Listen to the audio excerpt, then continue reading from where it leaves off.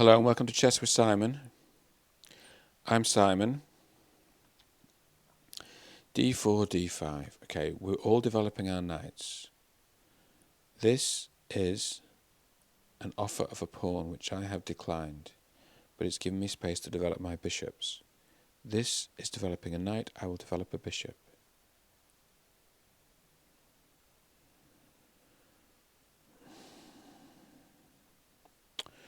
Attacking that knight which is defending the D5 pawn. Let's castle our king to safety. This is all very solid and sensible. That's a surprise, because usually you don't do that until black's played h6. But I suppose white can go ahead and play e4. I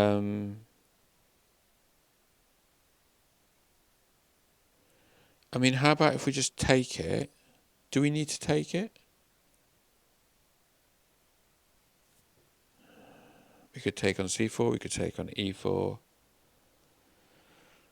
My instinct is to take on e4, so we've got the same number of pawns in the centre. Then the question is whether or not black wants to preserve the two bishops, just play bishop e7 and say to white, what have you got? And that's a good question. What has white got? And is there indeed a check on the b4 square? Let's have a look at my opponent.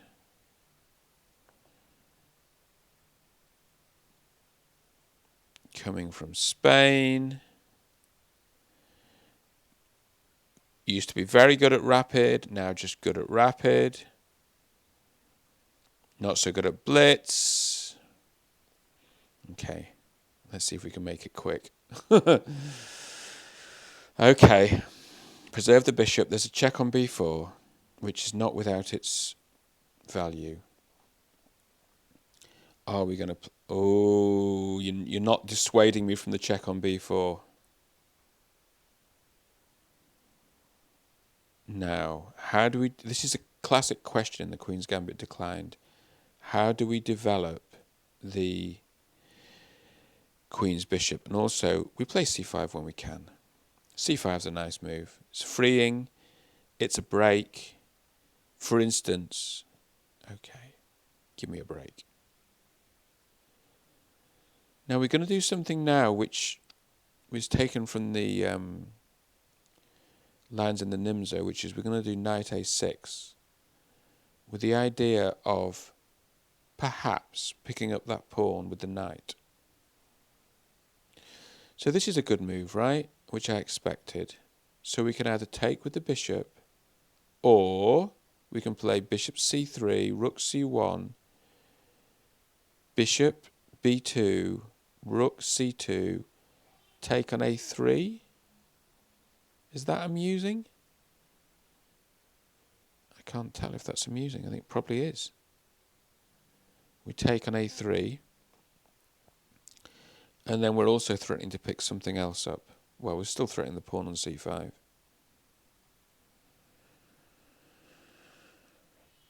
Which I don't think...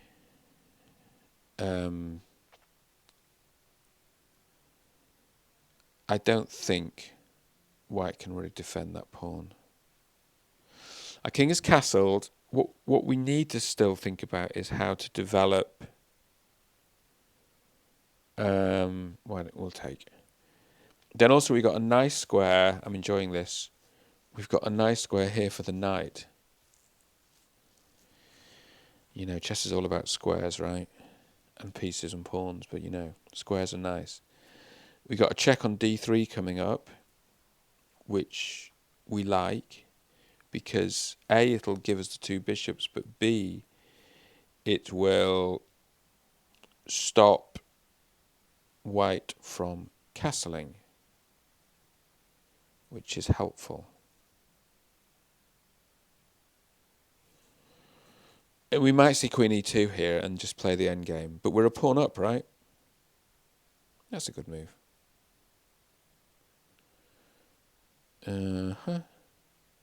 Is there no kind of annoying checks? What does... Well... Okay. Bishop f2 check. king f2. Queen d4 check. Wins the knight back, doesn't it? Wins the knight. So that's pretty. You know, one always worries about pulling these sort of clever tactics, but bishop takes f2 check, king takes f2. King has to take on f2. It's a forced move. It's the only legal move. Queen d4 check. King's got to move. You pick up the knight. It's just that simple. This is quite rare to do this with black. I'm quite lucky. We take here, we go this, and then this knight is picked up. And even now, white's king's a bit weak. Well, white's king's weak. So this is basically winning. Well, it's winning. It's so what we're going to do now is we're going to play queen f6, pinning the knight. We're going to play rook d8, or we could also just play b6, bishop b7. But I prefer to fight for the open file. Rook d8, bishop d7, bishop c6. And then, at risk of being really boring, we can probably swap. Well, so we've already got to take with the queen. Okay, you know what we're going to do? We're going to take with the rook. We're going to take with the rook on d8. And then if the rook takes on a7, we're going to take on f3. The king can't take, so the queen will take. And then we've got queen d4 check and winning the rook on a7. Okay, that hasn't happened. So I still want to play that cheapo, though. Well, it's too late. The cheapo's gone. I mean, should we just swap everything and play an endgame 2 pawns up? We play this to defend the a7 pawn, but that sequence was really nice, winning the rook. I'm sure my opponent would have seen it.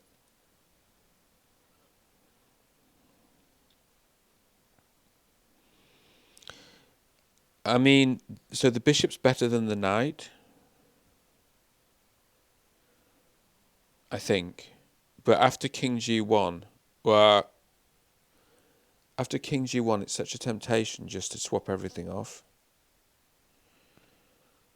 And it's a temptation I'm going to give into. Because the end game is winning, right? And it's a nice end game. And given it's kind of mathematically winning, why not do it? So after king g1, take on f3, queen takes. Okay, I don't quite understand that move. I don't know why I don't understand it, but I don't understand it. Let's take the knight to begin with. Oh, pawn takes. Okay. What about queen h4 check? What do we think about that? King g1. Queen h4 check, king g1. Okay, let's take here, just see what white does. Because if white takes with the queen, I think you can pick up the pawn on c4, but white didn't. So now,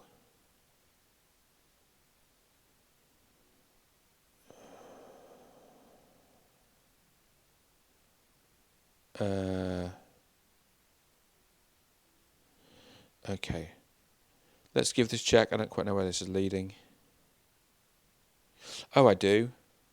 Oh, I don't.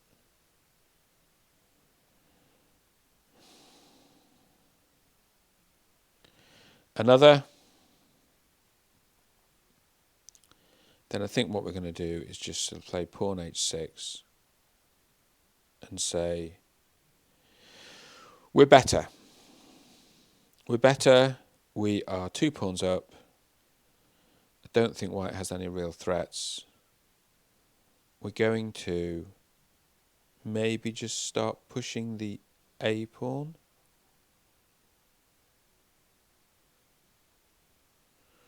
Okay. Queen f6 keeps an eye on the f3 pawn, keeps an eye on the g7 pawn.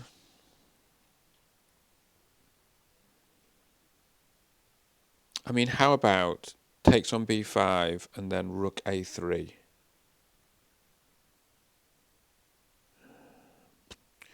How about just pushing a5, a4, a3 and seeing... It's just a pass pawn, right? Just pushing, and then I assume that white will try to push the pawn. Okay, so that's attacking the...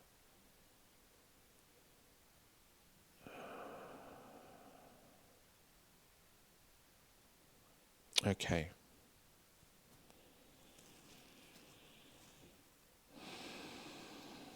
Okay. Let's defend that pawn. Let's defend that pawn. If white takes on a6, you've got to take with a rook. Don't take with a pawn because you'll drop the rook. Okay, what's... Oh, is this an attempt to take on h6? A thinly veiled attempt to take on h6? Okay. Well, let's swerve that little fear. Now what? I just want to play a5. Is this a thinly veiled attempt to checkmate me? On g7. No, it's not checkmate anymore because the queen's defending it. So we're fine about this. Let's go. We're just going to push our passed pawn and force white to do something about it. Even if it doesn't... Isn't that free? No, it's not free because it's a checkmate. Let's keep going. So we take this. Now, you can't push it anymore because I will take it. Push. You can't push... Oh, no, I won't take it because I'll lose my queen. Okay, well, you still can't queen it because I will take it. With the rook. So what about now? Now, there's all sorts of complication now. You put the rook behind that, do you? Okay.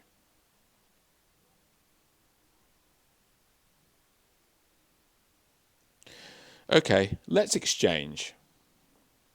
You take, I take, and I have a winning endgame. That's fine. We can do that. So I assume the rook's got to take on a2. Nothing else is meaningful. Then I take on c7. And then something else happens. Queens come off and I have a winning rook endgame. Not going to be that easy, but it's definitely winning. And if the queen moves, that rook is loose, right? So maybe there's a fork. There's not an immediate fork, but you just didn't get the rooks off. Oh, you can't certainly get the rooks off. It's actually quite tricky because there's no check on c2. We might have to be a bit cleverer than that. Are we scared of anything? We're not really, are we?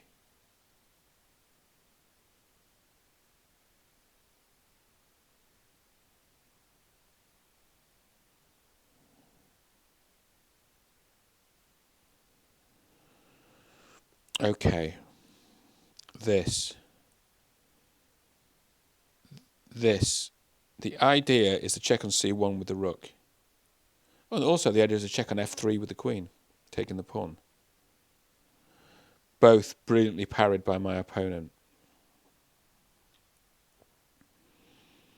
Okay. Well.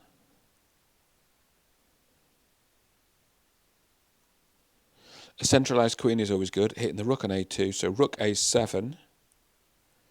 Rook a7 is actually quite hard to deal with because there's no check on c2. Ah! Lucky old me, right? Lucky old me. I thought that was a nice game. The early part was nice, but probably taking on f6 was not accurate.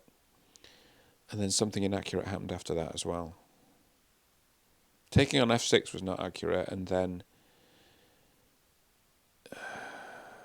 e4 might have been okay, but some bad stuff happened after that. Yeah. That game felt very classical to me. Come on, White, this one's over. In 2.25 minutes, I can win this. I think... Am I thinking about this? Okay, the king's got to march forward. Queen goes back to d5.